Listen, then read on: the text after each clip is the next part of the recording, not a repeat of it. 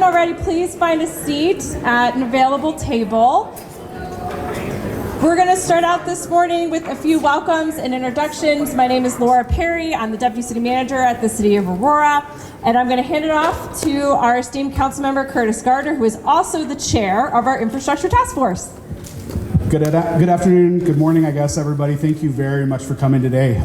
This one's real important. We're going to chat public safety. So we have our police chief here, we have our fire chief here, and really the purpose of these meetings are to hear from you all, to hear from our residents about what projects are important to you, what kind of things we need in our city. And so really looking forward to the conversation today. I think we have a presentation, and then we're going to do some voting and got all kinds of interactive stuff going on. So bring your ideas and let us know what you want to see. And thank you very much again for coming. Thanks. And next, Naomi Caldwell from our Infrastructure Task Force will also say a few words. Good morning, everybody. Naomi Caldwell. I am representing your local Chamber of Commerce. For those of you who aren't sure what your Chamber of Commerce does, we are here to make businesses successful, right? Exposure, visibility. As we all know, the city runs on sales tax, so we want to make sure that we're always buying local. And while I know you guys all love Amazon every once in a while, we want to make sure we're taking care of the mom and pops in the community. So the Chamber of Commerce works very hard to do that. I want to make sure that you guys know how hard the city staff has put this together. It was not an easy feat. We have been meeting for over a year in regards to bringing some of these items to you. So thank you to the city council, city staff, in regards to looking at that and also bringing the information to the public. It's very important in regards to what you think, in regards to what we need to spend the money on. So Laura, you and your team, outstanding job. If there's anything that Chamber can do to help you benefit this and push this out further, we appreciate it. Thank you for including us in the conversation. All right, and I wanted to recognize a couple other folks in the audience today. So we have also Infrastructure Task Force member and former Aurora Fire Chief Ray Barnes here. Ray, raise your hand. Thank you for being here today. And then also our city manager, Jason Batchelor, in the back of the room is also here today. Raise your hand, Jason. All right, great. So to kick us off this morning, we have some slides to walk you through where we'll talk to you a little bit about capital projects, how the city pays for those. We'll talk to you about the Build Up Aurora process to date, and then we'll pivot into an overview of the capital project needs for public safety. So to start us off, a quick video on what is infrastructure. Hey Siri, what is infrastructure?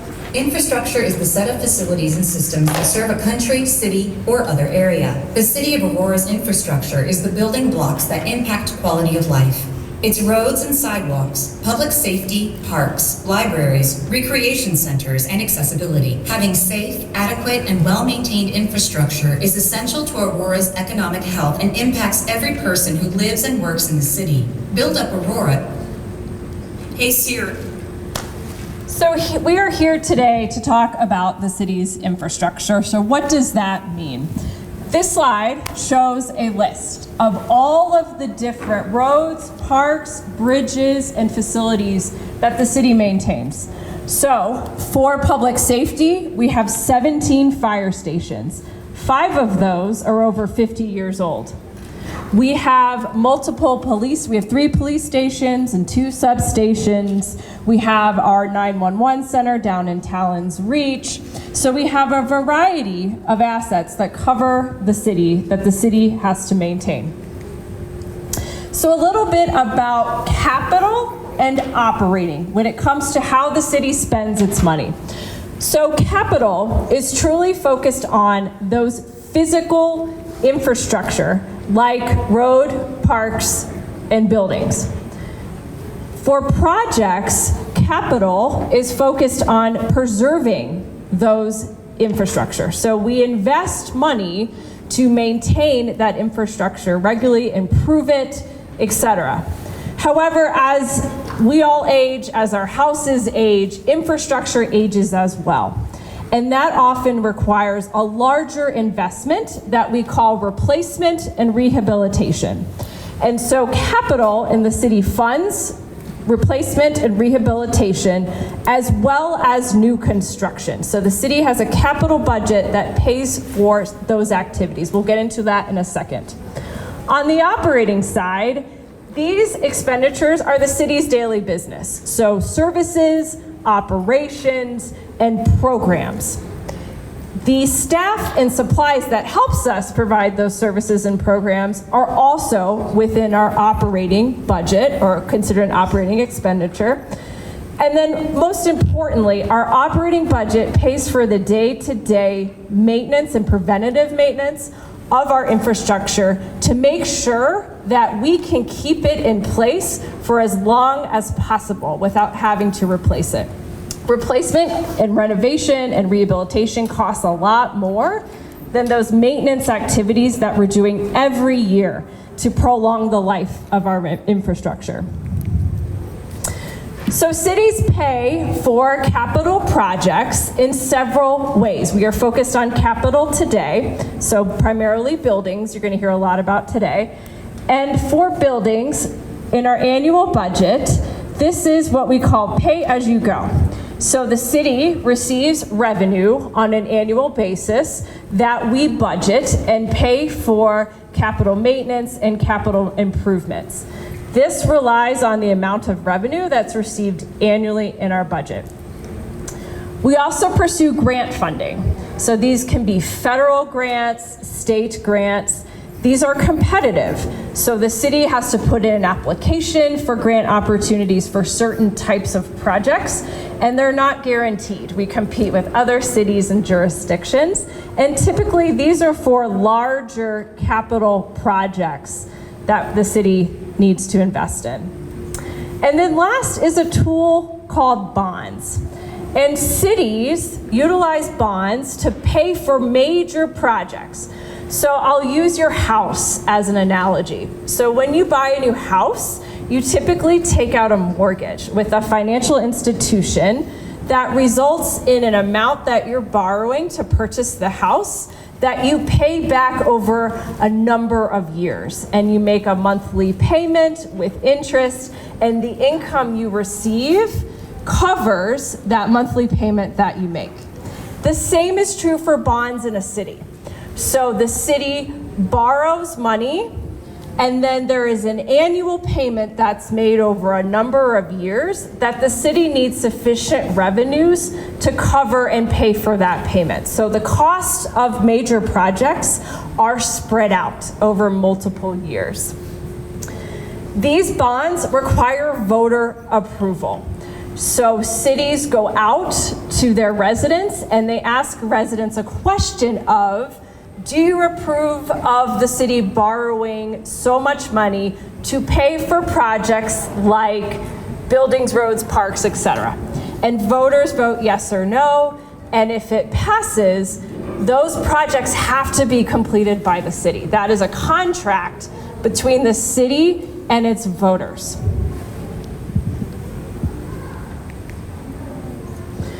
So switching to our capital planning efforts in the city. So over the last 2 years, we have invested a lot of time and effort in completing what we call capital master plans.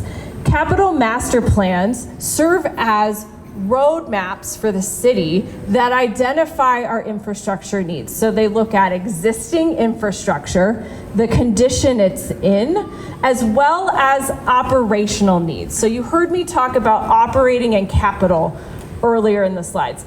There is a relationship between operations and programs and infrastructure. So for fire, as an example, fire has response times. Police has response times that the city tracks data on. So the city is constantly assessing how we're providing service, how quickly we're providing service, and whether we need new infrastructure, a new station for police or fire to help address response times and make them better. So that's an example of how the two come together. And through the Public Safety Master Plan, the city assessed both our current infrastructure, our current stations, our 911 center, as well as looked at growth in the city. Our response times, where growth is happening, where new homes are planned to come in, and that identified two different needs. One, a need to invest in our existing infrastructure, so those major replacements and renovations, as well as the need to construct new infrastructure to keep up with a growing city. And you'll see here, we've also completed several other master plans, transportation, parks, libraries, and each of these master planning efforts had outreach with the public and with key stakeholders that are impacted and that care about these projects. These master planning efforts resulted in a total need of $1.9 billion across all the areas that you see listed here. For public safety today, you're going to hear $882 million in priority needs. For context, the safety master plan includes needs that exceed this amount. So there's many, many needs that are needed over the next 25 years for public safety. These projects are projects that we cannot afford to do within our annual budget. So I like to use the example of a bridge. A bridge replacement, on average, costs $30 to $40 million a year. So to put in a new bridge, we do not have the means to pay $30 million, pay as you go, out of our annual budget to pay for that replacement. So recognizing all of these needs that the city has for infrastructure, we began a conversation in 2022 about how do we address what we're hearing about most. And that started with a conversation on residential street paving. So the city had gone 14 years without paving residential streets, and that was the number one thing we were hearing from residents. So at that point in time, we took a hard look at the condition of our roads and realized that the condition had greatly decreased across our neighborhoods, and there was a strong need to address the replacement of our residential streets that were in terrible condition, and that was more costly. So to do that, former council member Dustin Zavanek worked on a resolution where it allowed the city to borrow $35 million to catch up on our residential street paving and address those streets in the worst condition.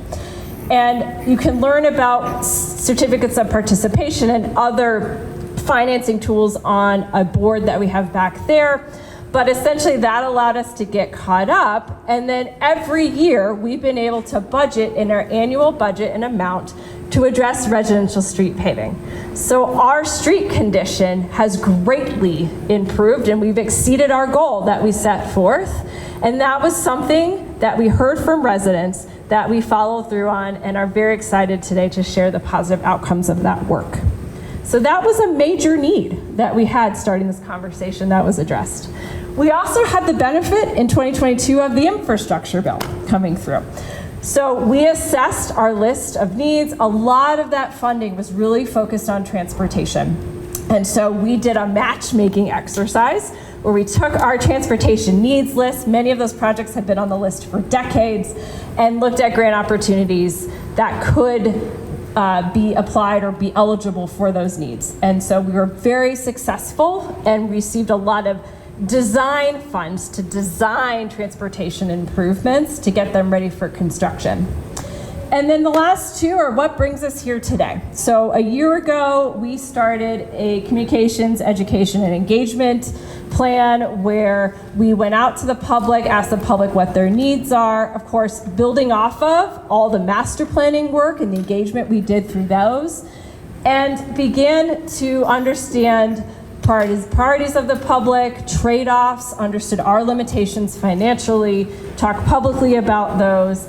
That led into the formation of an infrastructure task force. Our infrastructure task force was unanimously approved by City Council in July of 2024, and they are mainly focused on understanding the city's infrastructure needs and then identifying short, midterm, and long-term solutions to address those needs, all while receiving community input and support along the way. This chart shows the process for Build Up Aurora that our infrastructure task force has undertaken. You'll see where the star is today. We are in the community engagement and stage of the process. We are building off of a year of engagement as well as a year of educating the task force on capital project needs. So the public safety capital project needs you're going to hear about today the infrastructure has heard presentations on those, as well as presentations on transportation, parks, and some of our other asset needs across the city.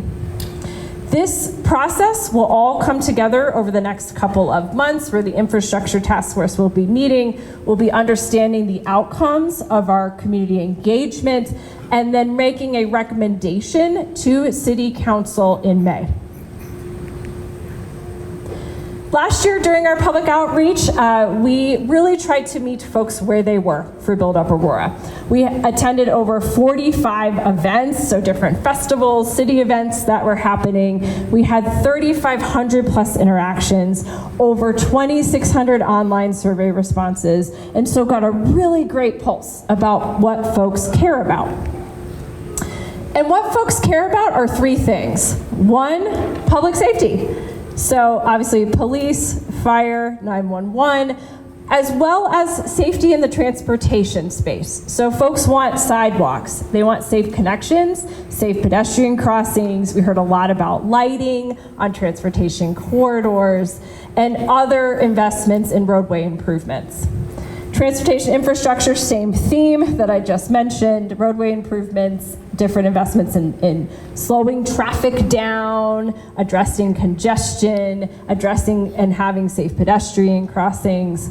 And then for parks and recreation, folks want quality access to recreation opportunities through new rec centers, new rec facilities, as well as improved and developed parks across the city.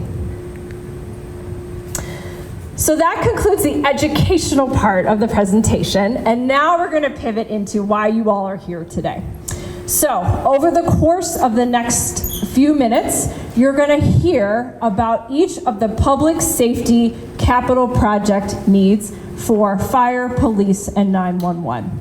So as you are hearing these presentations, I want you to think about which projects mean the most to you and ask yourselves one question, which is, do these projects reflect the critical needs of my neighborhood as well as the city as a whole?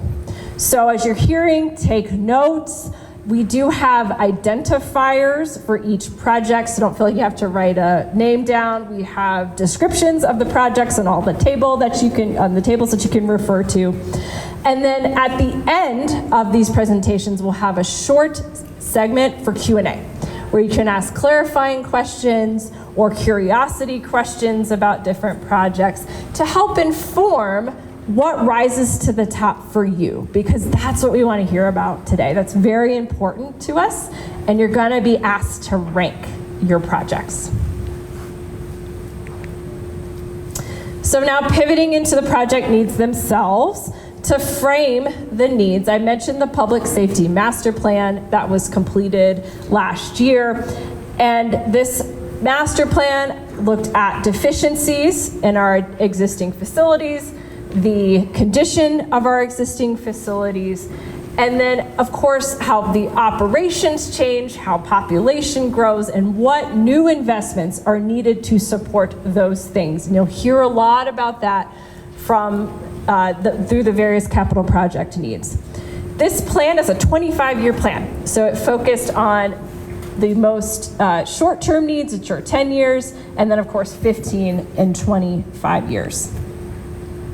Through that, there was a lot of engagement within the safety departments themselves, looking at data. There was 26 facility tours, there was over 27 meetings and several workshops. For the Build Up Aurora Community Survey that I referenced earlier, almost half of folks in our facilitated conversations as part of that effort shared public safety ideas or expressed public need for capital projects that support public safety. And then on the survey results themselves, a question, what would make you feel safer in your community? We heard the need to expand and improve our police training center, upgrade police stations, provide for greater safety and security through police and fire services, improve response times, ensure that police and fire stations provide adequate coverage. So those are the major themes that we heard through our survey. This slide represents all of the projects you're going to hear today. We have a board for each one. We'll get to that exercise in a few. But first, to kick us off and walk us through the capital project needs, I'm going to introduce our Fire Chief, Alec Otten, to walk you through Aurora Fire Rescue's capital project needs. Thank you so much. I like how Laura said, for the next few minutes, you'll hear from, like, you know me, right? So you give a fire chief a microphone and it's all over. Good morning, happy Saturday. I'm really grateful that you all came out and are showing an interest in this project. I carried this thing up here because I want you to see an example of what a comprehensive 25-year public safety capital master plan looks like. And so I'll need some like hernia surgery after this to fix that from carrying it over from the office, but you can see the amount of work, and I just want to express my gratitude to Mr. Batchelor and to Laura for taking on this project, because to work a plan, you have to have a plan, right? And so the amount of effort that they put into evaluating our facilities was pretty impressive, and it's much appreciated. And I think it makes us smarter in how we kind of roll forward on these projects. Your fire department had 19 total projects listed, identified in the near-term window, the 10-year window in this Public Safety Capital Improvement Master Plan. Many of those were renovations, many of those were scrape and rebuilds, 4 of those were new growth projects that were identified as likely to be a need in the next decade. I know you know about this city. It's projected to be the largest city in the state of Colorado in the next 2 to 3 decades by land mass and population, and so it continues to grow and in some ways outpaces our ability to keep up with it, right? And so that acknowledgement from city management team that the primary role of local government is public safety and infrastructure is reflected, I think, in this capital improvement master plan, as well as these questions that we're rolling forward. So because Laura didn't want me to stand up here and talk for 3 hours about 19 projects, what we've done is we've given you examples of categories of projects that are contained within this master plan so that you have information, kind of what they look like. And really there are 5 categories that we'll cover here, and we'll talk a little bit about why those matter. So the first one, if you live down in Southeast, you've seen the development that's been going on there, especially around South Shore and Blackstone. Those communities have grown pretty rapidly, and we're seeing some gaps in response times, right? And response times matter. In the fire service, every minute that a fire goes unattended to, it doubles in size. Every minute that goes by that you don't receive high quality CPR, 10% of your ability to survive that cardiac arrest goes away, right? And so minutes matter in the fire service. And so our ability to put the first unit on scene very quickly is important to you, the people that we take care of in our community. And so as the community grows, we need to have infrastructure close to where you're living. We did some surveys. My strategic communications manager, Don Smalls, back here, when we did some town halls as we were developing our strategic plan for the fire department, we heard loud and clear from the community who responded to those surveys that you wanted quick service, right? You wanted effective service. You want us to know our jobs really well. You want us to be embedded in your community. And that really resonated with me, and I think that's what we're looking at here. And then you wanted us to teach you how to take care of yourselves before we could get there, right? So we're doing things like community CPR to stop the bleed and things like that to try and close that window in first response with the community as a first responder. So these expansion projects really matter. And so this is one example of one of those expansion projects that covers new growth within the city. This particular one is Fire Station 19. It is down in we call it the South Shore Blackstone Fire Station. It's in an area of rapid growth. South Shore is 99% built out with a lot of rooftops. And so there's a lot of demand there, and the closest fire station is 13, which is at the Towns Reach Library. It takes us about 10 minutes to get over to this area, and if you do the math on the things I shared with you about emergency response, then you understand why it's important to get some more infrastructure there. We're looking at a pretty standard footprint for station builds now, somewhere in the ballpark between 17 and 18,000 square feet. We are looking for 3-bay fire stations, so we solve some of the problems we have with reserve rig storage. That fire truck that you may or may not have seen outside is about $1.2 million now to purchase that. And so we want to make sure that we preserve those assets as well. And so we also need to plan for the future. And as we grow, if we need a ladder truck, which is kind of self-explanatory, it's the big red fire truck with the big ladder on top that primarily looks at rescue components, we need to be able to house that within a fire station that's in close proximity. So this particular project is in Ward 6 and is in the planning stages right now. The staffing for this fire station is currently in the 2027 pro forma budget. The next example of projects that are contained is a rebuild. Chief Barnes, I was talking to you earlier about our sore knees and shoulders. So the midlife kind of rehabilitation of a fire station, our capital projects usually are expected to last about 50 years. And so somewhere around the 25-year mark, they need a knee replacement, they need some shoulder surgery so that they can come up to code, they can meet the needs, right, of the station personnel. And so they have some operational limitations that the gap gets closed on that with these projects, some efficiencies, some code stuff, look at the roof and kind of protecting that facility for a long term. And these are big investments in this particular case. This project is the Station 2 remodel. Station 2 is our busiest fire station in the city. It's what we call a 2-company house. It houses an engine and a ladder truck. The engine carries the water, the hose, and the pump that puts the fires out. The ladder truck does vehicle extrication, rescue, ventilation, those kinds of things. Both of those units run out of this station. And this station actually competes nationally for the busiest fire stations in the country. And so this is a project. It's up in Hoffman Heights, up in North Aurora, Ward 1. And so this is an example of the major sort of midlife rehab that we do. The next project type is a scrape and replacement. If you've been paying attention to our social media, we just did this for Station 9 off Mexico. We had some soil issues there that were causing some structural instability there. It was up for a major renovation, and so it was more cost effective for us to scrape and rebuild that station.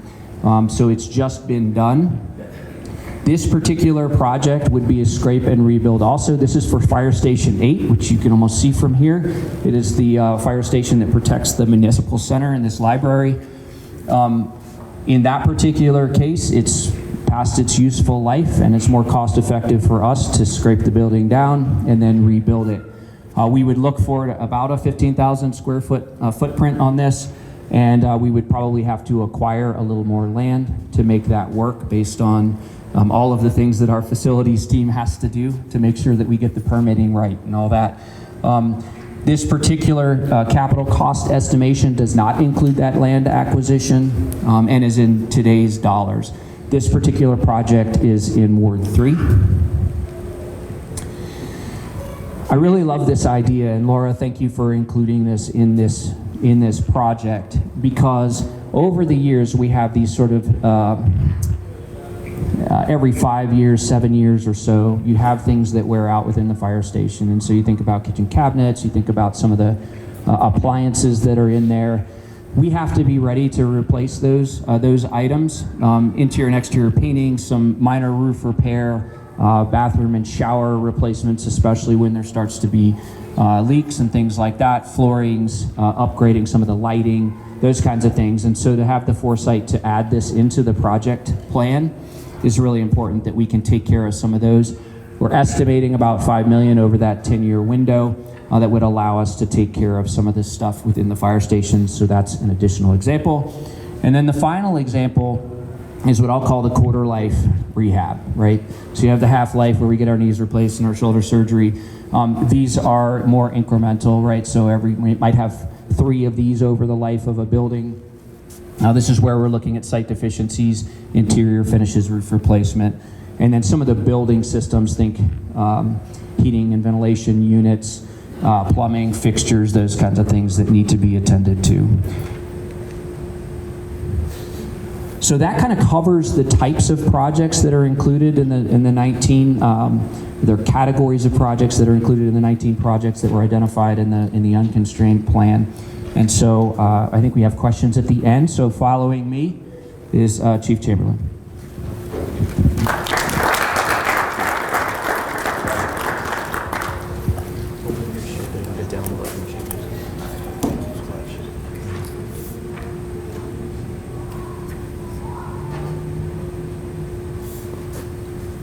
Hey, good morning, everybody. How are you?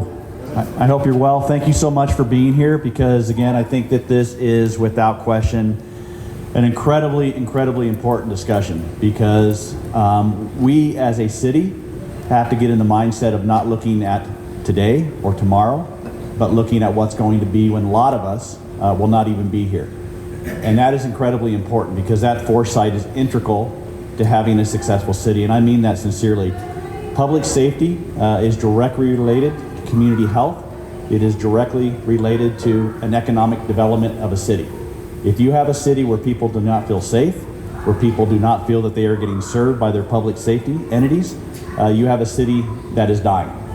And I do not want to see the city of Aurora die. I think it is an amazing place, and I think the opportunities for things to occur and to happen are absolutely unimaginable. And that's what we are trying to talk about today. For law enforcement in the police department, again, I want to talk again, what is the future, but I also want to say what's now. And I want to give you some numbers because what's now is where we are as far as crime. That's the mission of the Aurora Police Department, is to fight crime.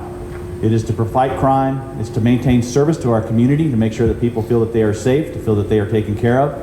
And it's also to make sure that risk doesn't occur within the organization and that they're also the officers that are performing the task and doing what they have to do have that wellness component where they feel that they are supported. All of those things I talk about relate to how things occur. They relate to things how happen within the community and how they specifically happen within the organization. So where are we at right now? Right now in the city of Aurora, our violent crime in all of our categories is down by 25.5%. That comes out to about 5,000 plus people that have not been victimized last year that would have been victimized the year before. And I want to put that into perspective as well. If you took a high school academy, if you took a gymnasium and you filled that up with 5,000 plus people, those are the people that have not been victimized in the city of Aurora. Our homicides are down by 25.8%. Our non-fatal shootings are down by 42.3%. We are at the lowest in a 5-year period of non-fatal shootings. And that's not just impacting the victims, but it's impacting the families of those victims, it's impacting those communities. And so again, is where we are right now strategically, when we look at crime, when we look at community, when we look at risk mitigation, those are incredible aspects that we focus on. But that has to be something that's not focused on merely today, but it's focused on what's going to be the future. Right now, we are doing things to modify how we proceed and how we function. You might have heard it recently if you've been to some community meetings. We changed our beat configuration. Right now, we have central, south, and then we have north. And those beats used to run north to south. And it was really hard because we had a response time sometimes of getting to calls for service that would go up to 25 minutes. And I'm talking 25 minutes call response times for incidences where you walk home, you see somebody upstairs in your house, and you're calling and you're saying, hey, somebody is in the progress of victimizing me. It would take 25 minutes for an officer to get to a call. So we did a lot of things to modify that. We changed our policy, we changed how they responded to calls for service, we changed the nomenclature in what they said and what they didn't do. We had incredible relationships with Aurora 911. All of those things took those incidences, which again, were in progress. I'm talking, you're getting beat, someone's getting raped, someone's getting assaulted, a house is getting burglarized, a car is in the process of getting taken. It took those response times down from 22 to now we're at about 6 minutes. So to continue that enhancement in that process, we also looked at how could we change the districting. And the districting was because we have to basically exploit the resources we have for an incredibly large area. I don't know if many of you know or are aware of this, but the Aurora Police Department is what's considered a major city police department. And there's only about 65 in the United States that are considered major cities. There's over 18,000 police departments in the country, but there's only 65 that are considered major cities. Aurora is one of those. And so again, when you look at the infrastructure to support that, it has to be able to maintain the goals of what a modern major city police department does. That's the infrastructure, that's the technology, that's the logistics. All of those things are incredibly important to make sure that we can continue to function and move forward as an organization to make sure that we can provide the best service. So when I talk about these things that we're looking at and what we're hoping to do, again, there's a number of different things that we are looking at. I kind of want to give you a historical perspective of where we are right now. Right now, as a major city police department, all of the facilities that we have were never meant to be police department facilities. And I want to put that into perspective. So what we have now, District 1, or North Station, is an old military installation. It was refurbished, it was set up, but it was never meant to be a police department facility. District 2, which is right over here, is an old bank. So again, we have a bank that was modified and changed to become a police department. District 3 is a combination of fire, Aurora 911, the library. It was never set up to be a self-sufficient police department. The headquarters that's right behind me here was used to be the old jail. So again, that is incredibly problematic today, and it's going to be incredibly problematic in the future. Because if these resources, if these infrastructure items are not corrected and fixed, the department is not going to be able to function at a level that provides the best service to the community. We will always strive, that is our mission, that is our goal, but it is going to become challenging. Because what we are finding right now, the technology, the things that we are introducing, drones as forward responders, systems that allow us to capture information that's ongoing and on-feeding, that allows us to do investigations. They involve a lot of infrastructure themselves, with these old facilities do not support. And so trying to do modern policing in old facilities is an incredibly challenging thing. So that is the goal of modernizing not just the facilities, but modernizing the infrastructure that's going to support the officers when they are out on patrol, when they are going to your homes, when our detectives are doing the follow-up and the investigations. So this is not a one view look at this. This is a multi-level approach. So some of the things that we're looking at, again, the different costs, the police headquarters is one of them. I'm going to go by order of what I hope that we have here, because I think that's really the most important. So the project that we're looking for, again, is increasing Station 4. When I talked about the redistricting of how we went from north to south to east to west, what we're trying to do now is make sure that we have the opportunity for growth. And so we're looking at our call load, we're looking at how people respond to things for service, how many calls are in one area compared to another. Is there equitability as far as the calls for service? Are people getting the calls that they want answered? Or is there one area that has a ton of calls and another area that has few calls, but they still get the same amount of resources and personnel? So how do we manage that? So that's one thing that we're looking at, is trying to get a District 4, or it'd actually be called Northeast, which would be out in towards the Highlands. Right now, on some response times to get there, it is incredibly long. Even on a Code 3 run with lights and sirens going, to get an officer there from District North or District 1, it takes a huge amount of time. So the future of why we did this recalibration of our responses and our locations of where these borders and boundaries are is because we want to see what's in the future. And so what we're hoping to do is someday see a Northeast, see a Central East, and see a Southeast, where the city is almost broken up into a quadrant of 6. But right now, to start that process, and in our 25-year program, we're looking at a District 4. And the District 4, again, would cover that area that's up on the north side. Another aspect that we're looking for is a training complex. A training complex right now, again, when I talked about Aurora PD and how we function and what we do, a lot of it is combination with our other public safety partners. And so we have an academy right now that is set up with fire. And again, right now, the way that is working, it's challenging. Because with the crime reduction, with the reduced response times, with the allocation of new resources and technology, what else are we doing on that? We're hiring more people. And so we went from getting academy classes of 6 or 7 to where now we're getting academy classes of 35 to 40 as an average. As we put those recruits through that academy, it's imperative that they have that opportunity to get the training, the understanding of the logistics, the care that they need.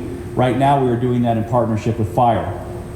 And that has been a challenge. That academy is basically bursting at the seams right now. It is not effective as far as how we utilize the time that those recruits have to do any type of firearms training, to do any kind of logistics training on less lethal tools, munitions, things like that. they have to go to another facility up by the Spring Hill Golf Course. That's where their pistol range is. And so instead of having an all-inclusive academy, it's people bouncing around. So it's been really problematic as far as that. So the future would be obviously to have a fire academy and have a police academy in a separate location that are all inclusive and able to support what they need. Right now we have a real challenge because we constantly support outside entities. We help them as well, and we can hardly support each other without doing that. And so that's where it's getting to a point when we collaborate with other entities or other organizations that is going to have to narrow down because of what we are trying to do out there as well. Another aspect that I want to talk to you about real quickly, and I don't know if it's on here or not, but it's our P&E, property and evidence. When I talk about what our strategic plan is, crime, community, risk mitigation, and officer wellness, I want you to understand the huge impact that risk has when we talk about property and evidence. That is really the Achilles heel of anything related to law enforcement. Everything that occurs, every crime that occurs, every homicide that occurs, every shooting that occurs, every rape that occurs that involves DNA or some type of biological material, it goes through property and evidence.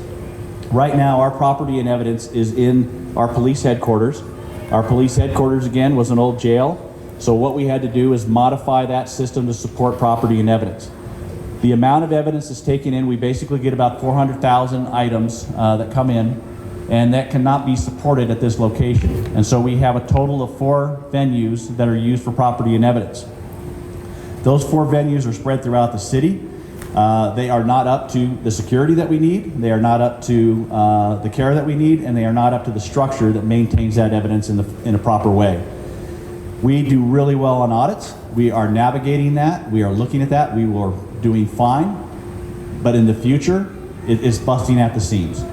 And if you mess anything up related to property and evidence, if you don't process DNA correctly, if you do not process some biological material correctly, if you destroy a sweater from a homicide that occurred 20 years ago, and that sweater has now been found out in a cold case to be imperative to that case, and that was destroyed because we didn't have space for that, the litigation that you are going to be looking at as a city is going to far outweigh the cost of a new structure.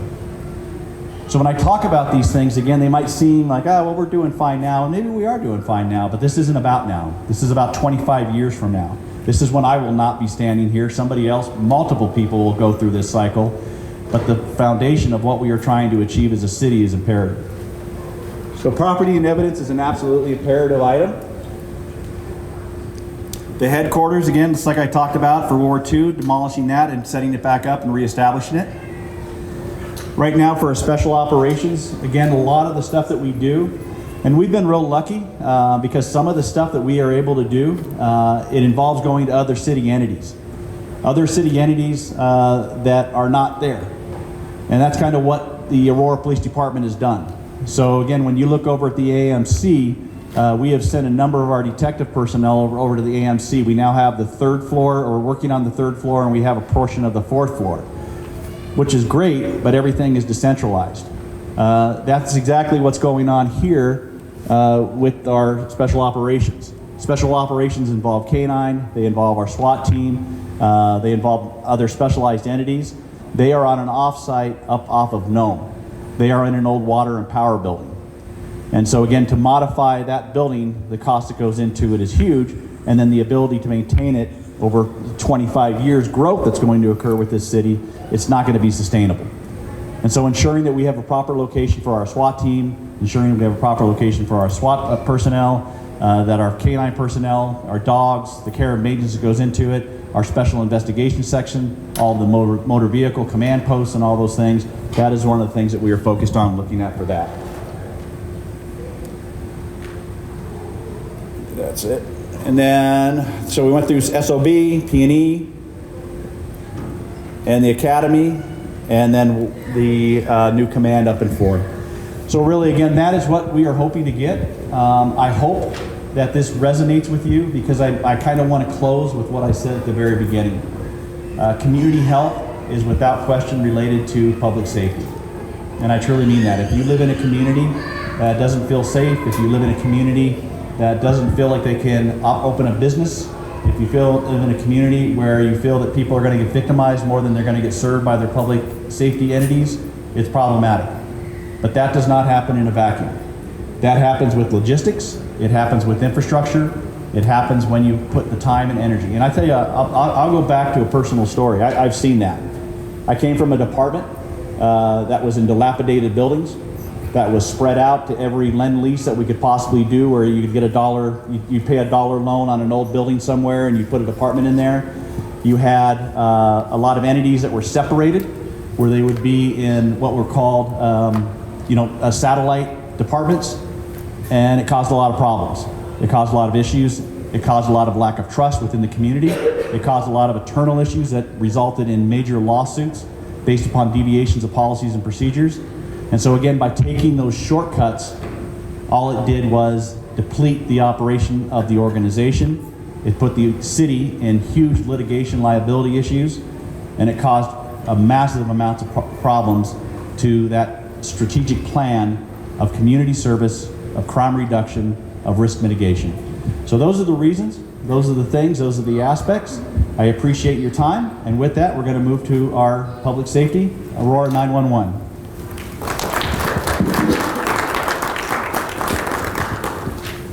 Good morning, everyone. My name is Tina Bonetta. I'm the director of Aurora 911. We are the nerve center of public safety.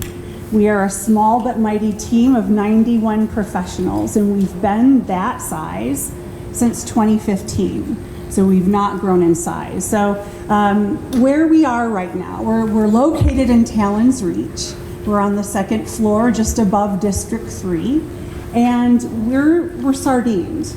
Our positions, everything about how we're designed as a department, we have taken up all of the available space in our center to the point where I have one team of 6 that shares a single office, and I have a few other areas of my department that are rotating between hybrid work and the office and sharing a single office and rotating in and out.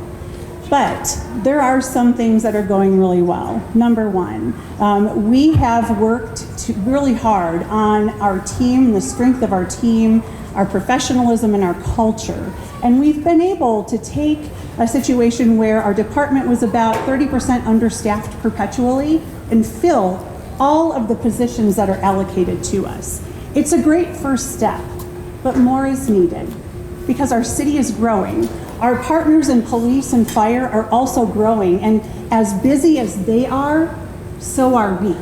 And so when we have more officers, more firefighters, more medical staff out into the field serving our community, it's more workload for us, and we need more people, but we've run out of places to put them.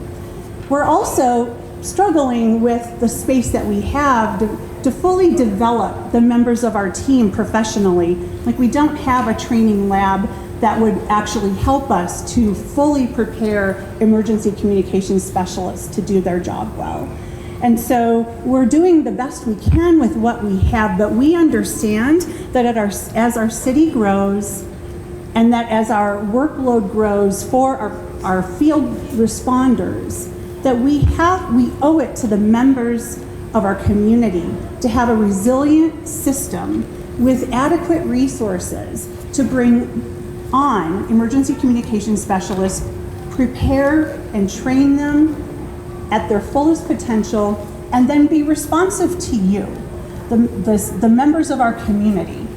And not just in a blanket sense, but we also very much understand that equity of service is everything. We have a uniquely diverse city, over 160 spoken languages, and our technology needs to improve as well, so that every life, regardless of the language someone is speaking, has equal value, that no one has to wait for emergency response because we're needing to wait on the line to connect with a human translator to help us understand what's happening on the other end of the phone.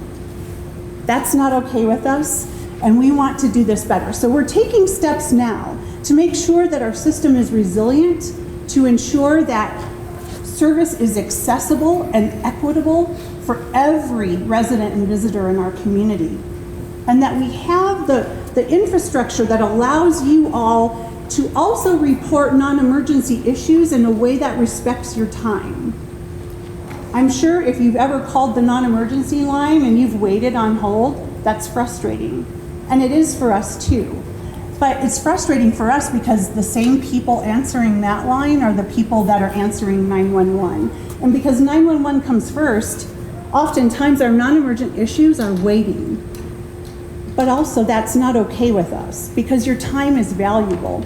So having a technological infrastructure that allows us to meet you where you are and respect your time to access the services from the city that you need to live your life well is also very important to us. So there's a few things that we're working on with this project that we feel are really important in the current state and then in the future for how we respond to you, how we meet you where you are, and how we support our partners by getting the right resources to the right place at the right time for everyone, every time.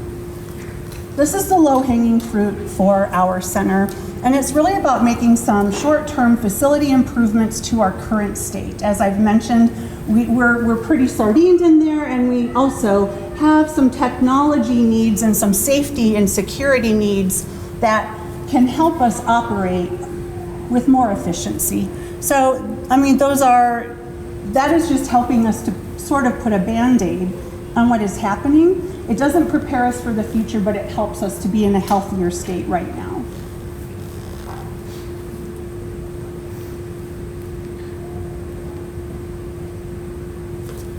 I want to talk a bit about technology. As you know, technology has evolved.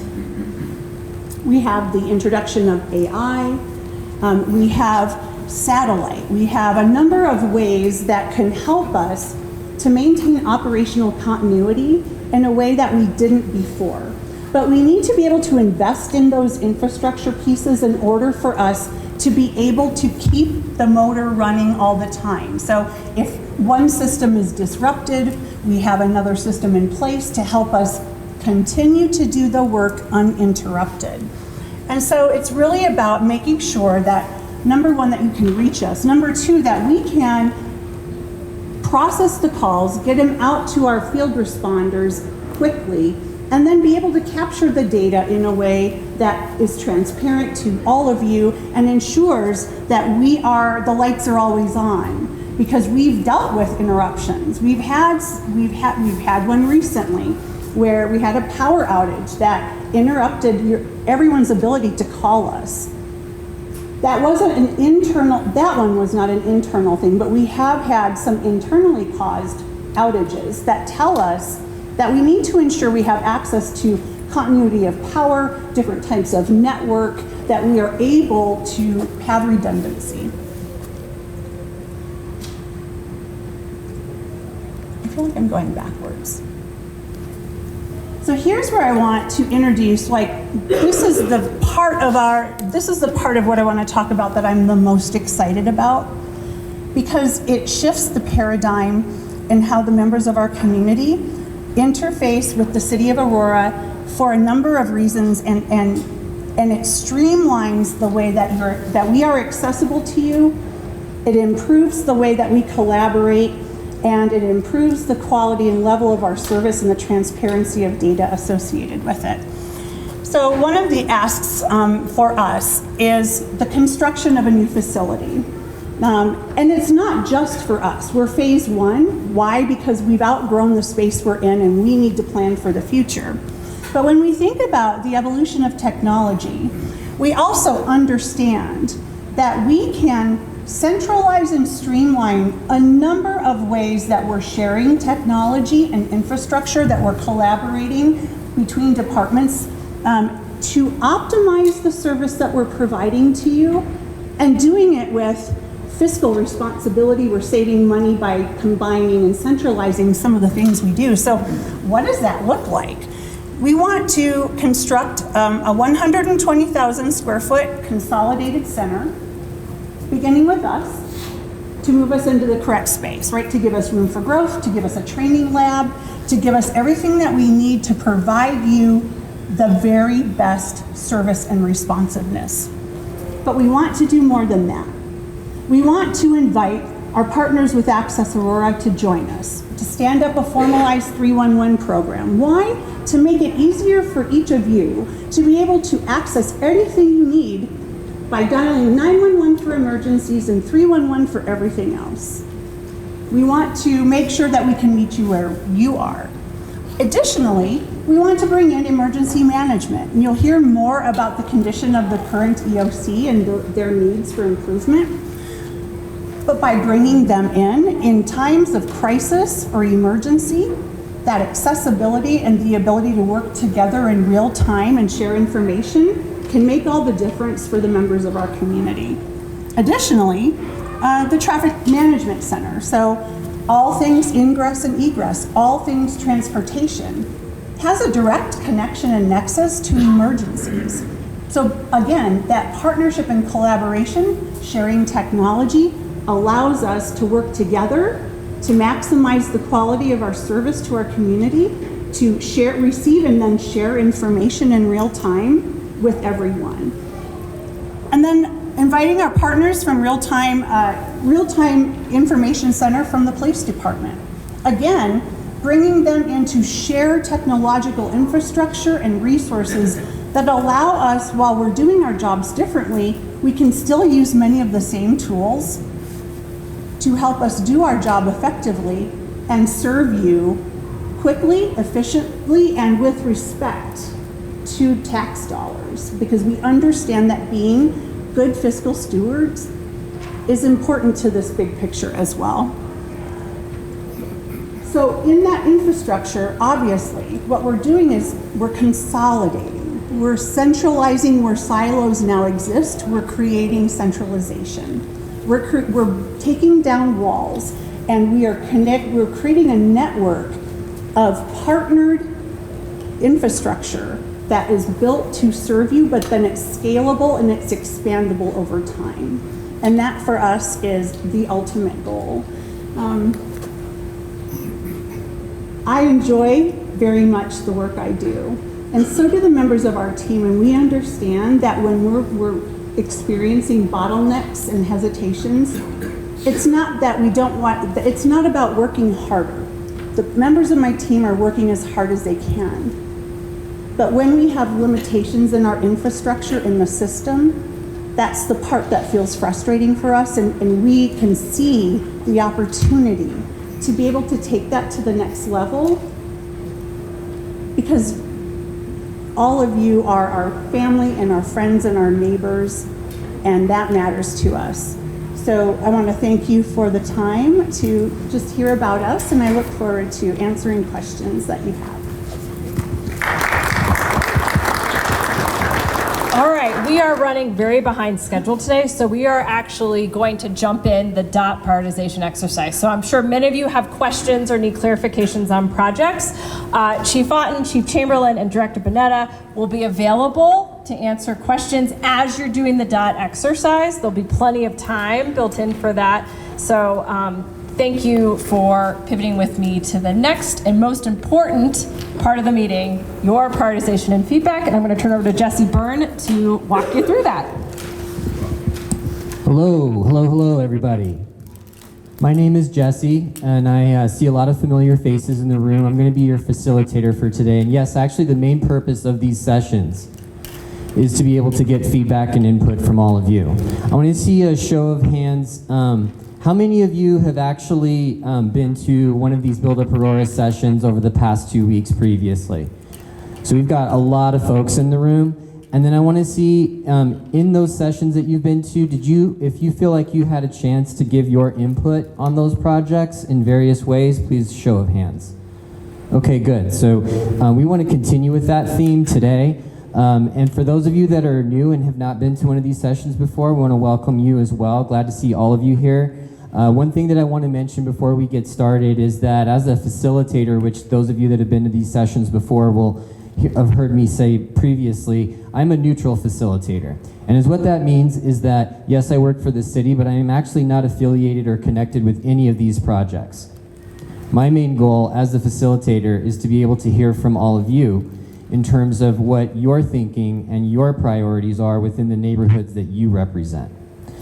And one of the things that I think is really important is we can so often get into the mindset of talking to our subject matter experts at the city, and we've got some amazing subject matter experts here in the room that are available to answer your questions. However, this part of the session is not about us as the city telling all of you what we think is needed. It's about all of you being the subject matter experts in your neighborhoods and understanding what your communities need. And so with that, we're going to go ahead and get started. There's going to be 3 different sections of this engagement facilitated session. The first one is going to be a ranking exercise, and then there's one a little bit later for those of you that lean a little more introverted. We have some written responses that we'll ask from you, and then we will also have a group dialogue around the projects that you received in the presentation, your written responses, and the ranking exercise. I know we're a little bit behind schedule, so if you need to head out at the original time this was supposed to end, definitely respect that, but your time is valuable. I'll try to move us through this as effectively and efficiently as possible. So with that, let me give the instructions starting off for what we're going to do next. So at each of your table, you have colored dots, and within those colored dots, they each represent a ranking. Those projects that you just received presentation on, we want you to reflect on those projects, and we want you to think about within the needs of your family and your neighborhood, your community, what are the top 5 that you would rank for yourself in terms of level of importance? There's no right or wrong here. This is a very individual decision and decision making for each person.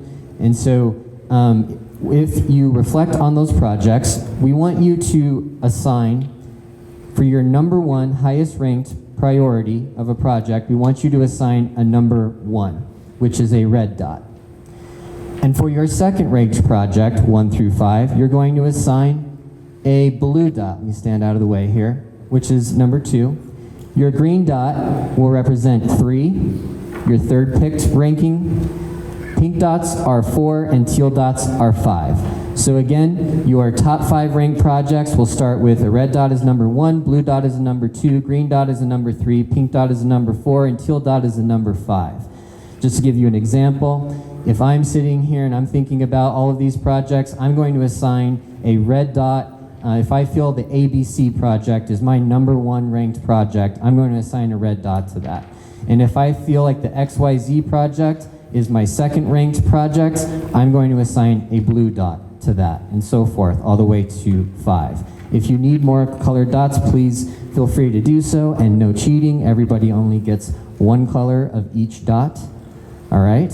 And if you have any color blindness, come see me and I'm happy to help you.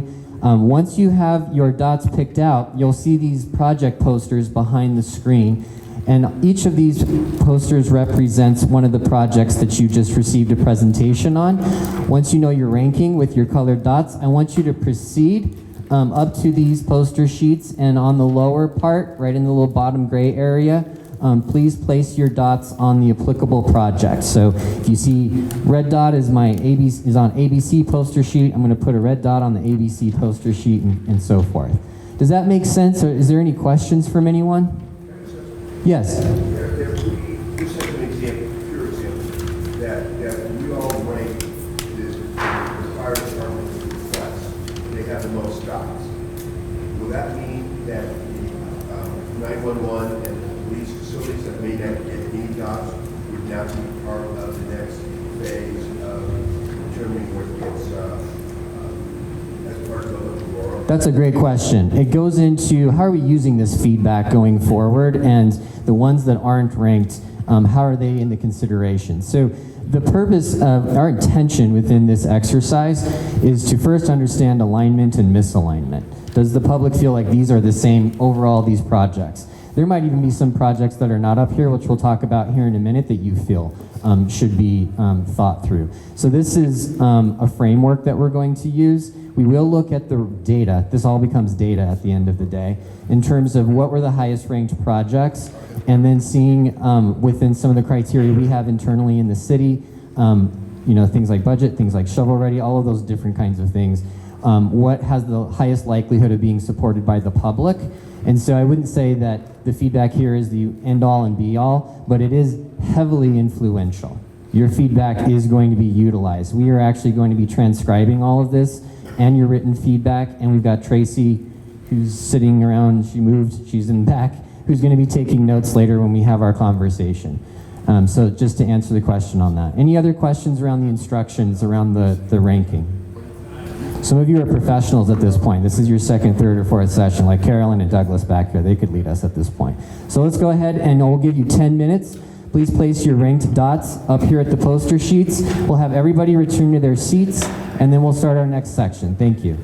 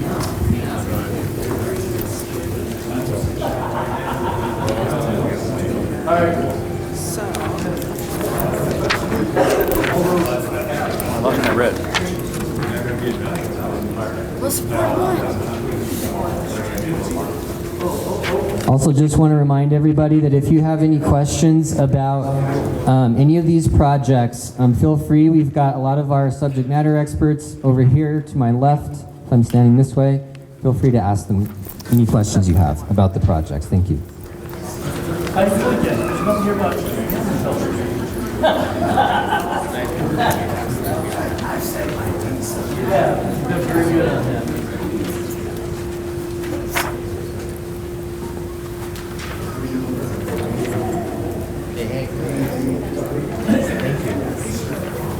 Got it going.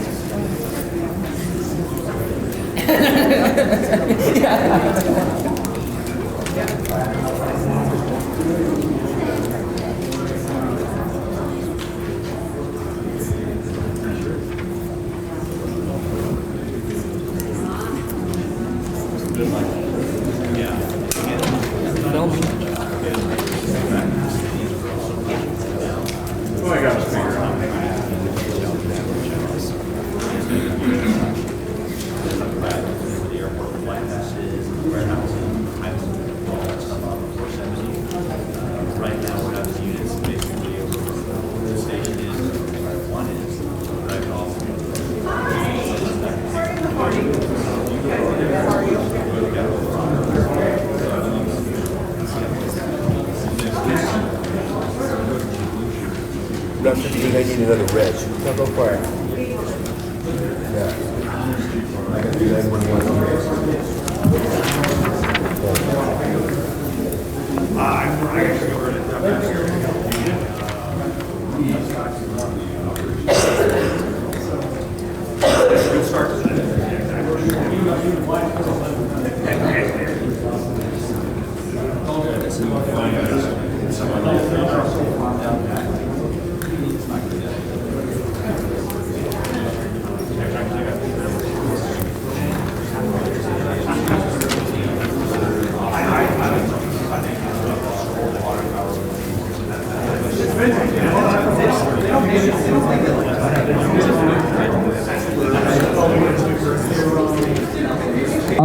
can have everybody, all residents, unless they're still putting up their dots, head back to their seats. We're going to start the next section of this session.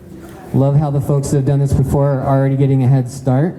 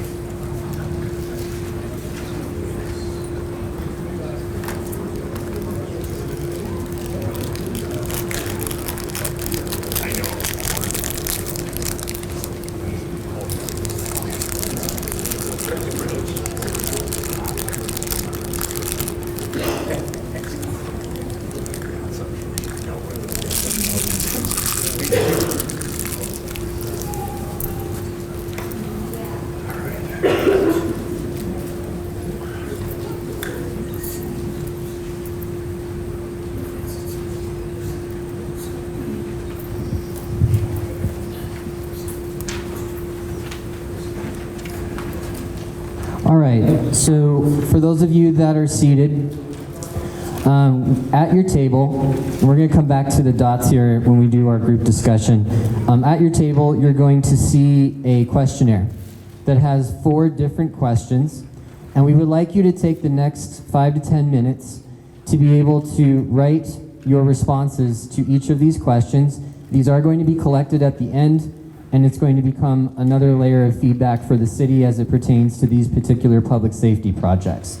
The first question is, please describe your thoughts about each of the capital projects you ranked with colored dots 1 through 5 as to why and or how you ranked them. Number 2 is, do the capital projects detailed in the presentation reflect the needs you see in your Aurora neighborhood and or citywide for public safety? Third question is, can you explain how they do or do not reflect those needs? And the fourth and final question, are there any capital projects within public safety that were not presented to you that you think needs prioritization from the city of Aurora, and if so, what are they? We'll give you 5 to 10 minutes to provide these written responses, and then we'll pull everybody back together for a group discussion.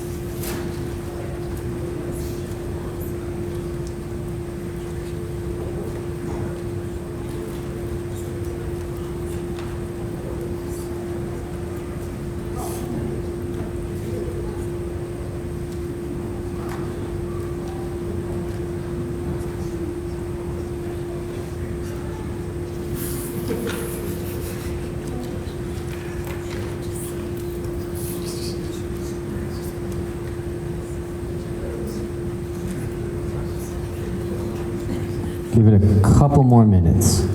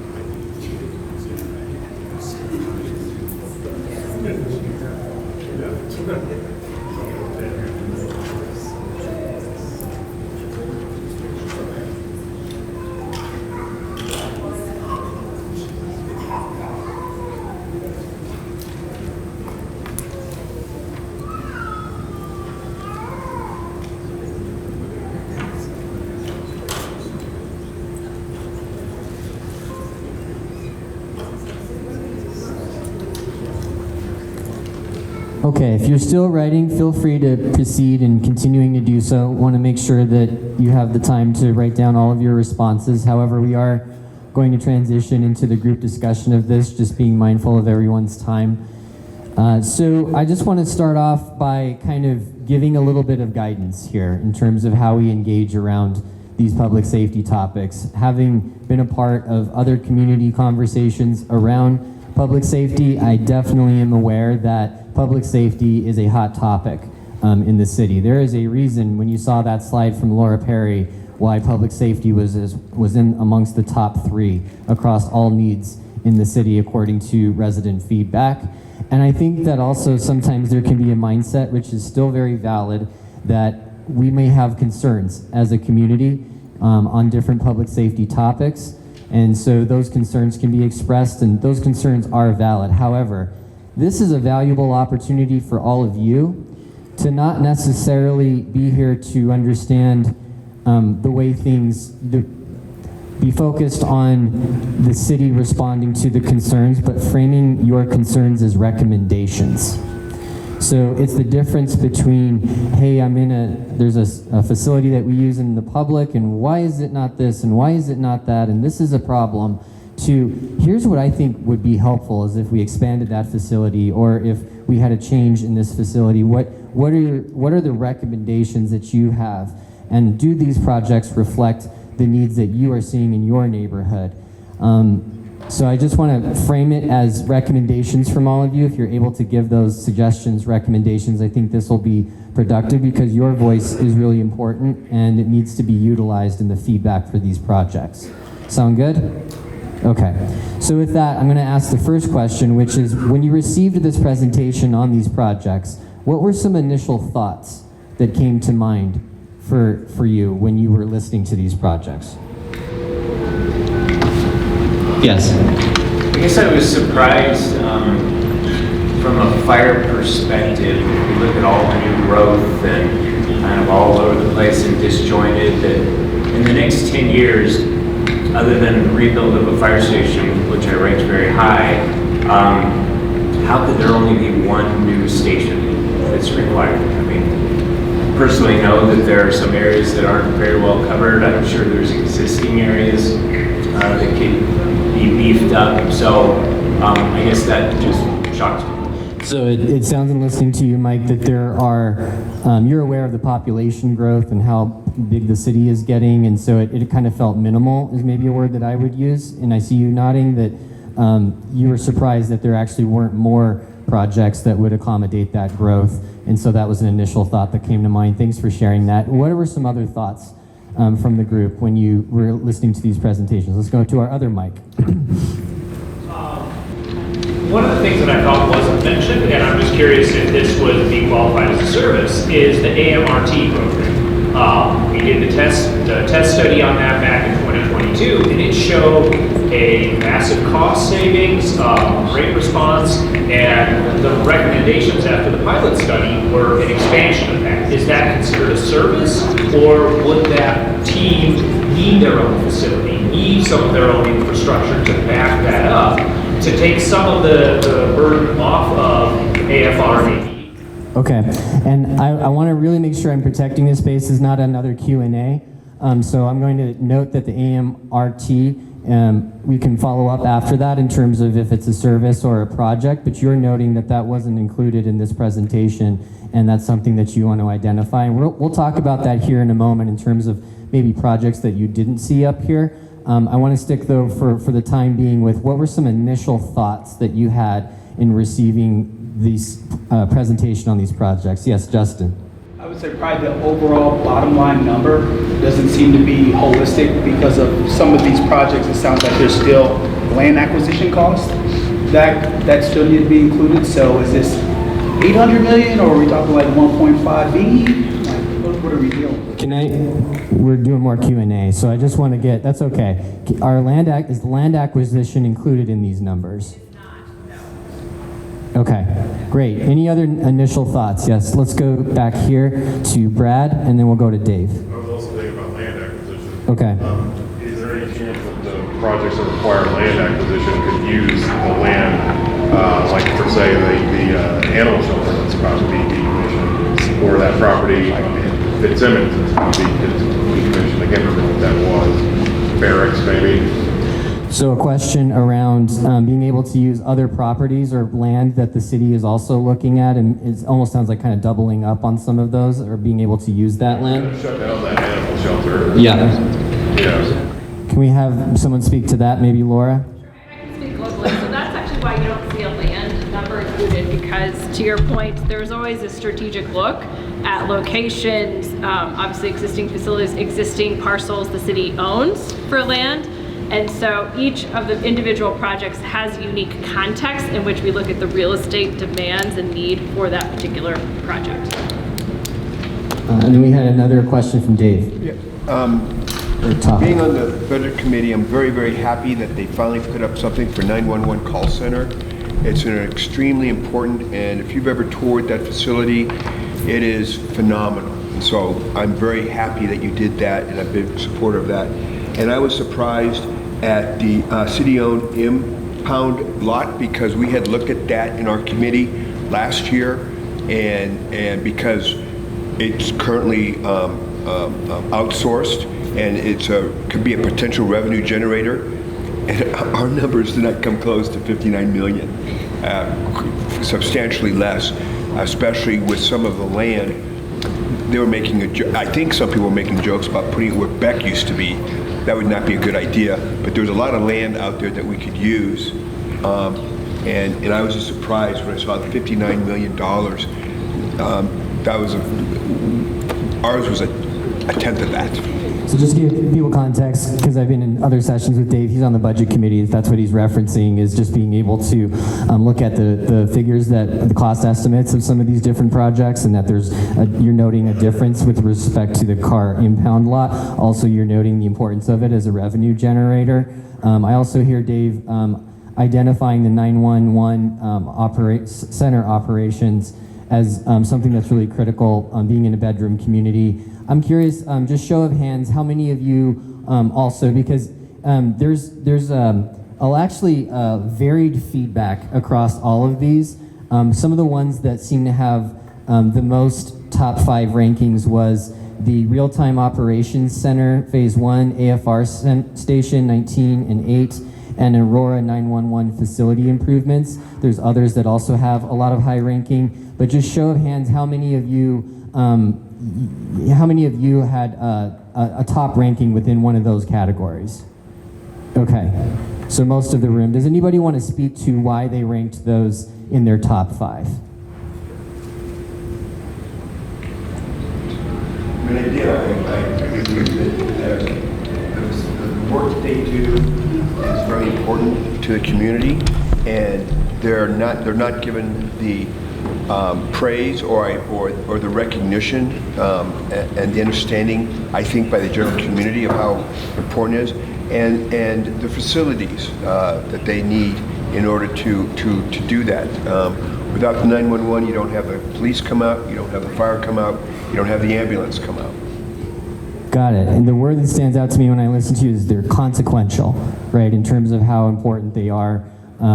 There's 30 people in the room. I want to hear from a lot of people in the room, so feel free to speak up. What were some other projects that you ranked that were high on your list, and if you can just share with everybody why?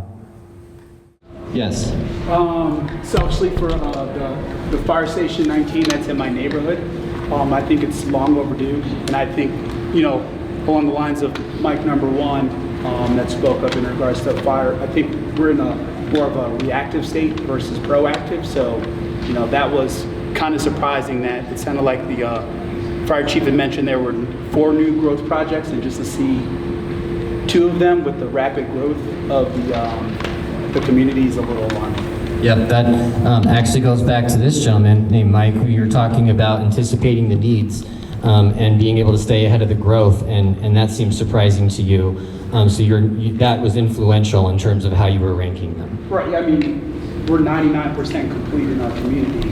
And when we first moved there 8 years ago, they were like, oh, this will be there probably around the 50%, 70% time frame to kind of reduce that response time. And so it just feels like, granted it was the realtor that said that, so it was like, lip service, but at the end of the day, if this continues with the other rapidly growing communities, I think it's going to be a problem. Yeah, downstream effects of that, right?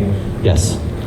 Yes, I thought the property and evidence was really important. That's something I've heard come up in the, I hate to say it, in the problem area over the last 25 years. And so from the standpoint of preserving crime scene evidence, I think that's a high priority that probably doesn't get as much attention, because other than hearing about it right here in this facility, most residents would not know anything about the evidence. Yeah, it's one of those kind of internal pieces that has a really huge effect on law enforcement and being able to do this the way it needs to be done. And it seems like it was educational maybe of learning more about that, and also that you seem like you've heard about this in the past. And so it needs to be addressed, and this is the opportunity to do so. Any other thoughts? Yes? I'm another Mike. Mike, we got a lot of, show of hands if your name's Mike in the room. All right. Yeah, there you go. We got some, yeah. It's good. I have two that I wanted to talk about. One Okay. was the training facility, which I retired from fire, and the other one was Station 8. And with Station 8, I worked a lot of years at Station 9, so I know how dilapidated the building is and how out of touch it is with current firefighters, what they're doing. And I'd like to see it moved and upgraded to a new status.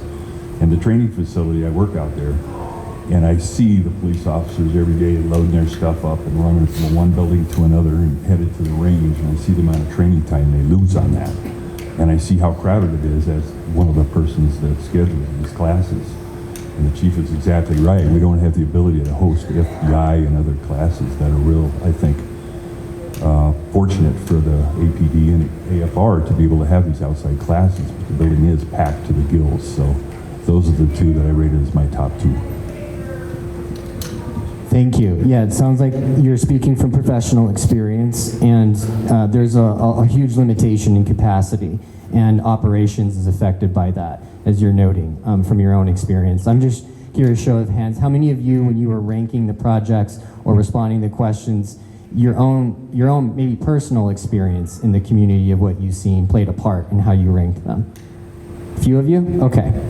What were some other types of thinking that influenced why you ranked the projects the way you did? Let's go to Carolyn, and then we'll go to Brad. So I looked at this, and Yaza, some of the cost.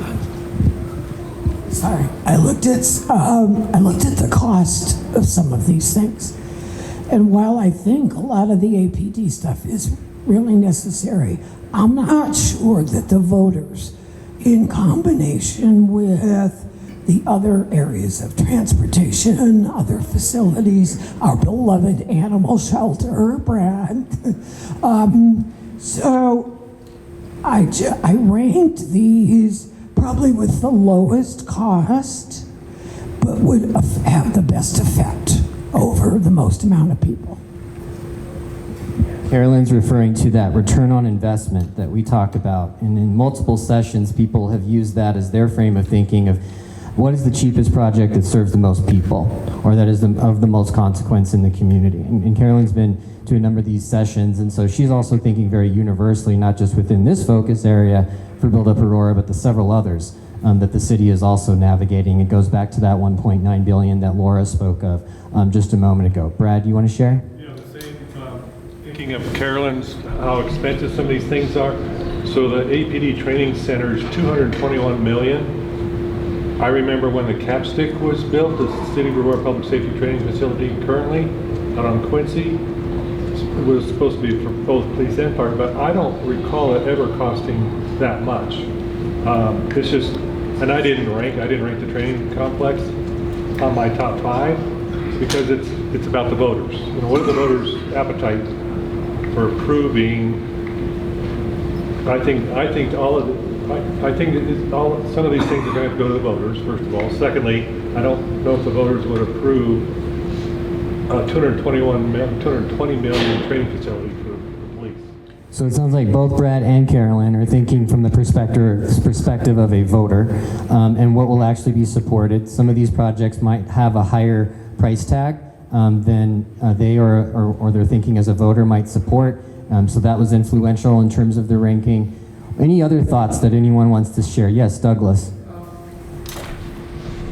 I too noticed, the bottom line at the beginning, but it does make sense looking at the overall budget of the city on what portion of the city budget is actually spent on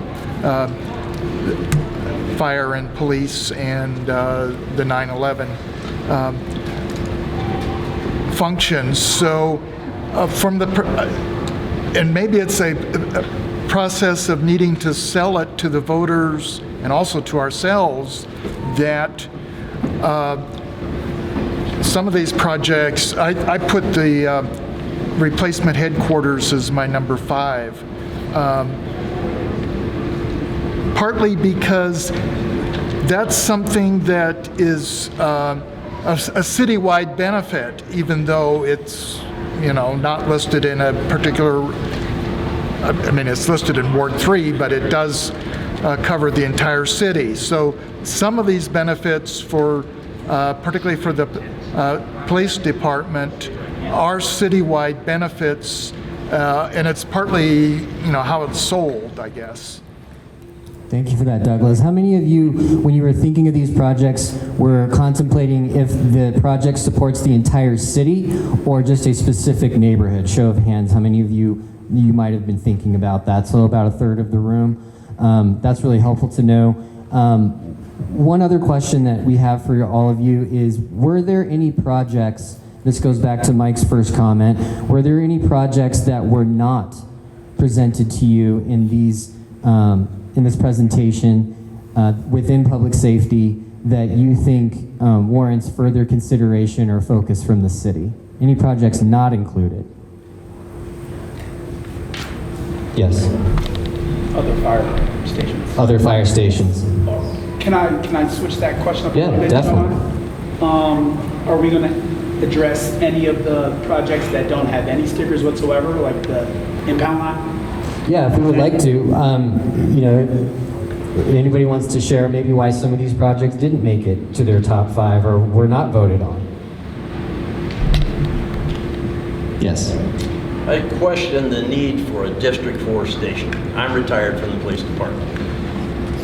The city of Houston did a study and found that you needed a new substation with jail for every 600,000 residents, okay? When we divided the city into District 1 and District 2, our response times at that time were 3 minutes. After they did that, I kept asking, now what are our response times? Because as a supervisor, I could beat all the other officers to their calls. They would not answer me, okay? Now, we all knew within the department that setting up substations was inefficient because we said, look, why are you going to have people, you're going to have district stations with people sitting, desk techs, to help people. Well, that's not efficient. And so what happened is they quit doing that. We told them that. It was a feel-good measure for the citizens in that area. It did nothing to improve things. Now, I was glad to hear the chief say that they changed the beats, because the beats were what were important. The substations do very little other than giving you a place to put bodies. All right, your cars are out there, your beats are already out there. It really does, and what happens is it creates a bunch of little kingdoms within the police department where communication is not good, and each substation, the guy running that just has his own rules, okay? So I really question the need. You've got 2 substations you don't need. Recently, I took a citizen to District 1 to try to get her help in filing a police report. As I knew, there was nobody manning District 1. We had to get on the telephone and they had to have somebody come to us. So the substations per se are not needed at this point. Okay, thank you for that feedback. So it sounds like you're also speaking from professional experience. One of the reasons you didn't rank them is that substations in your experience haven't been as utilized. Let me actually go to the other end of the spectrum. Were there more projects that you wanted to put in your priority list than you had dots to rank with? Meaning, if you had been given the ability to rank your top 10, how many of you would have ranked a few more that you also thought were important, but you just didn't have, you weren't given the ability to put them in your top 5? Hands up, yep, okay. Got it. And so, are there any other last kind of projects that anybody wants to highlight or mention as one that they think is critically important, or share their thinking in why they rank them as highly as they did? Yes, let's go to Brad first and then Mark.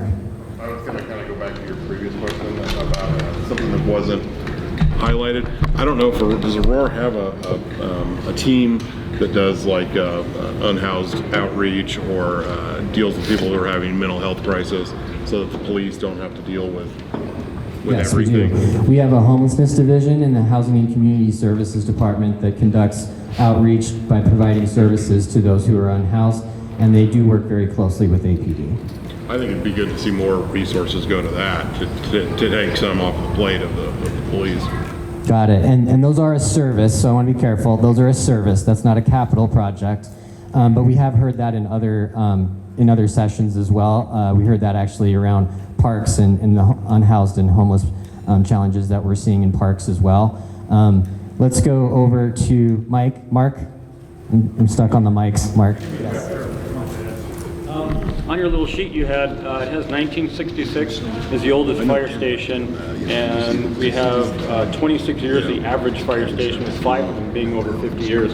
So I rank the Aurora facility improvements very high. You hope a station could last 50 years, but when you have 5 that are already over that, with the average life of being 26, I think it's really important that you support that before those facilities start to fail. And I think Ms. Perry's comment earlier, you wind up spending more money trying to fix stuff up than just replacing it. We need to get more ahead of the ball. So Mark's comment is really kind of being aware of how aged and outdated a lot of these facilities are, and the need for us to continue the maintenance and the upkeep of them. It's interesting, and public safety is a great representation of this. We're kind of the tale of two cities, right? There are some areas of the city that have been around for generations, have been around since 50s and 60s, and then we have other parts of Aurora that have been around for less than 15 years and have no infrastructure, right? And so it becomes a challenge on how do you continue to maintain the aging infrastructure of the older parts of the city and all of the facilities associated with that, while you're also building out new infrastructure to be able to support people in the newer communities. And that's reflected, I think, in some of these different types of projects as well. Any other last thoughts that anybody wants to share around their projects that they ranked highly, or their frame of thinking of what they thought was important? Yes?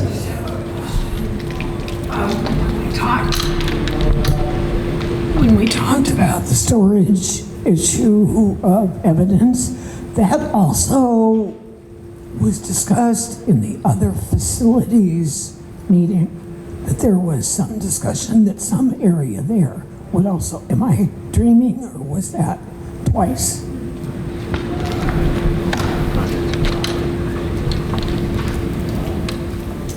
There are definitely storage needs in the city, period, across operations, maintenance, but this particular project is very distinct to police. Last question, it's a two-part question, and I'll send you all on your way to enjoy the rest of your Saturday.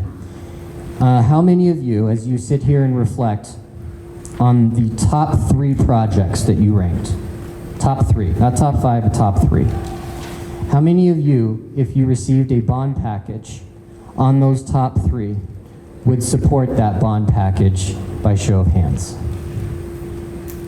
Okay. How many of you would support a bond package for your top 5, so your 4th and 5th included? That's very high. We actually doesn't look like we lost many hands on that one. Okay. All right. Well, I want to thank all of you for participating, and I just want to give a really, before everybody heads out, show of hands if you've been at multiple sessions again.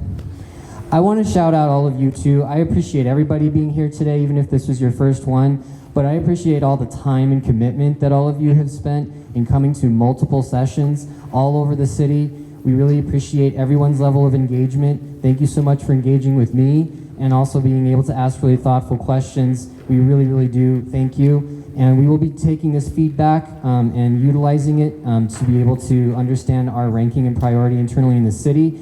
Please do your written responses, as Carolyn's already doing. Please gather all those and put them together in one bunch, because we will be collecting those. And with that, I'm going to turn it back over to Laura. Thank you all. All right, to wrap us up today, just a quick reminder how your input will be used. So we will be reviewing, taking it in, and that will help the cities understand the community's top priorities, help us prioritize our 10-year capital plan.